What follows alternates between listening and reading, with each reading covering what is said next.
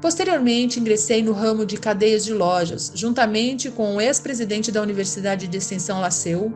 Logo, me tornei presidente da CIA de doces Betsy Ross. Porém, desacordos com os sócios desse negócio fizeram com que eu saísse do empreendimento. A atração pela propaganda ainda estava em meu sangue e tentei novamente dar expressão a ela. Organizei uma escola de propaganda e vendas como uma parte da escola de negócios Bryant & Stratton. O empreendimento navegava em águas tranquilas e muito dinheiro entrava rapidamente. Foi então que os Estados Unidos tomaram parte da Primeira Guerra Mundial. Em resposta a um chamado interior que palavras não conseguem descrever, saí da escola e entrei para o serviço do governo dos Estados Unidos sob a direção pessoal do presidente Woodrow Wilson, deixando um negócio fantástico desintegrar-se. No dia do armistício, em 1918, comecei a atuar na publicação da revista Golden Rule, Regra de Ouro, na tradução livre. Apesar do fato de eu não ter nenhum centavo de capital, a revista cresceu rapidamente e em pouco tempo ganhou circulação nacional, chegando a quase 500 mil de exemplares, finalizando seu primeiro ano de negócios com um lucro de $3.156.000. Alguns anos depois, aprendi com um experiente executivo de uma empresa de publicações que nenhum homem capaz naquele ramo pensaria em começar uma revista tal como esta com menos do que $500 mil de capital. A revista Golden Rule e eu estava destinado a nos separar. Quanto mais sucesso alcançávamos, mais descontente eu me tornava. Até que finalmente, devido a um acúmulo de perturbações causadas por sócios no negócio, dei a revista como um presente a eles e deixei o negócio. Com essa atitude, provavelmente joguei fora uma pequena fortuna. Logo após, organizei uma escola de treinamento para vendedores. Minha primeira missão era treinar um exército de vendas de 3.000 pessoas para uma rede de lojas. Receberia $10 para cada vendedor que frequentasse a minha aula. Dentro de 6 meses, esse trabalho havia me rendido um pouco mais de $30 mil. O sucesso em termos financeiros estava coroando meus esforços com abundância. Novamente, meu espírito estava descontente. Eu não estava feliz. Tornava-me a cada dia mais óbvio que nenhuma quantidade de dinheiro em algum momento me faria feliz. Sem a menor desculpa razoável por minhas ações, saí do negócio e desisti de um empreendimento no qual teria facilmente recebido um salário satisfatório. Meus amigos e sócios no negócio pensaram que eu estava louco, e eles não estavam tão errados nos seus pensamentos. No fundo, eu estava inclinado a concordar com eles, mas parecia que não havia nada que eu pudesse fazer para mudar de ideia. Procurava pela felicidade e ainda não a tinha encontrado. Pelo menos essa é a única explicação que eu poderia oferecer para justificar as minhas atitudes um tanto quanto inusitadas. Qual o homem que realmente conhece a si mesmo? Isso acontece no final do outono de 1923. Eu me sentia solitário em Columbus, Ohio, sem recursos e, pior ainda, sem nenhum plano para me tirar daquela situação difícil. Na verdade, era a primeira vez na vida que eu estava acuado devido à falta de recursos.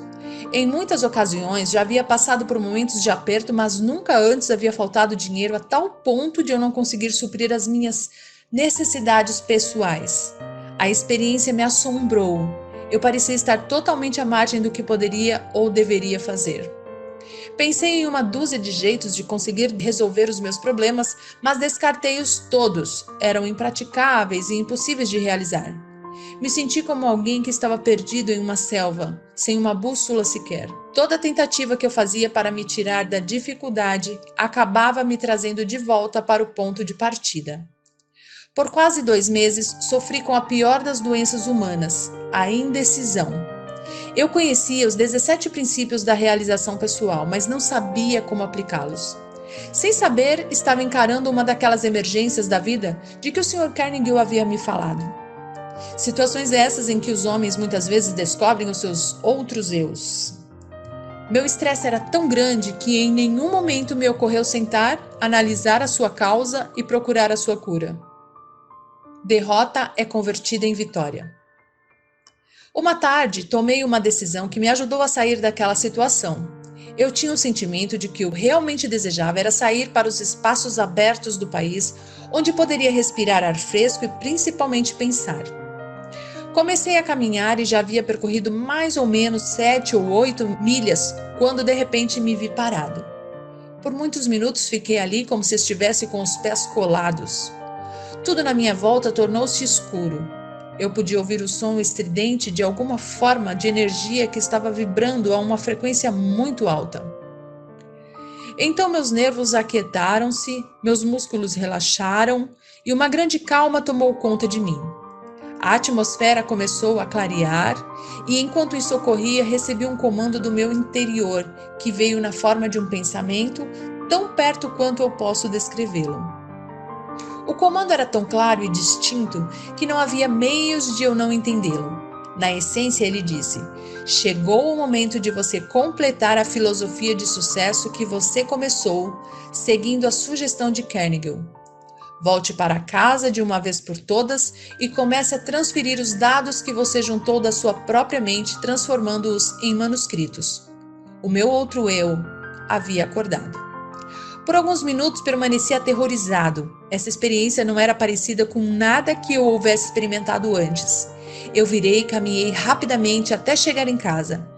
Quando me aproximei de casa, vi meus 3 filhos olhando pela janela para as crianças do vizinho que estavam decorando uma árvore de Natal. Então me lembrei que era véspera de Natal. Para completar, me dei conta com um sentimento de pura tristeza, tal qual eu jamais havia experimentado, de que não haveria árvore de Natal na nossa casa. O olhar de desapontamento no rosto das minhas crianças me fez lembrar desse fato com muita dor. Entrei em casa, sentei em frente à minha máquina de escrever e comecei de uma vez por todas a transcrever todas as descobertas que eu havia feito relacionadas às causas de sucesso e fracasso. No instante em que coloquei a primeira folha de papel na máquina, fui interrompido pelo mesmo sentimento estranho que havia me ocorrido algumas horas antes. E este pensamento passou de forma muito clara na minha mente. Sua missão nessa vida é completar a primeira filosofia de sucesso e realização pessoal. Você tem tentado em vão escapar da sua tarefa, cada esforço trazendo fracasso para você. Você está procurando pela felicidade. Aprenda esta lição, de uma vez por todas. Você somente achará a alegria ajudando outros a encontrá-la. Você tem sido um estudante teimoso. Você tinha que ser curado da sua teimosia através de desapontamentos sucessivos. Dentro de poucos anos, o mundo todo começará uma experiência na qual milhões de pessoas que necessitam desta filosofia terão acesso a ela, justamente devido a este direcionamento que você recebeu para completá-la. A sua grande oportunidade de achar a felicidade prestando um serviço útil terá chegado. Vá trabalhar e não pare até que você tenha completado e publicado os manuscritos que você começou. Eu estava consciente de ter chegado ao final do arco-íris da vida e estava feliz. A dúvida aparece. O feitiço, se é que essa experiência pode ser assim chamada, passou. Comecei a escrever e pouco depois fui sugestionado pela minha razão e pensei que talvez eu estivesse entrando numa missão estúpida. A ideia de que um homem que estava em plena depressão e praticamente falido pudesse escrever uma filosofia de sucesso pessoal me parecia tão fantasiosa que ri vigorosamente e acabei dando gargalhadas. Me arrumei na cadeira, passei os dedos pelo meu cabelo e tentei criar um álibi que justificaria à minha própria mente que eu deveria tirar o papel da máquina de escrever antes de começar. Mas a vontade de continuar era muito mais forte do que o desejo de desistir, e acabei me reconciliando com a minha tarefa e segui em frente. Olhando aos eventos passados, agora sob a ótica de tudo o que aconteceu, posso ver que essas pequenas experiências de adversidade pelas quais passei foram entre as mais enriquecedoras e lucrativas de todas as minhas vivências.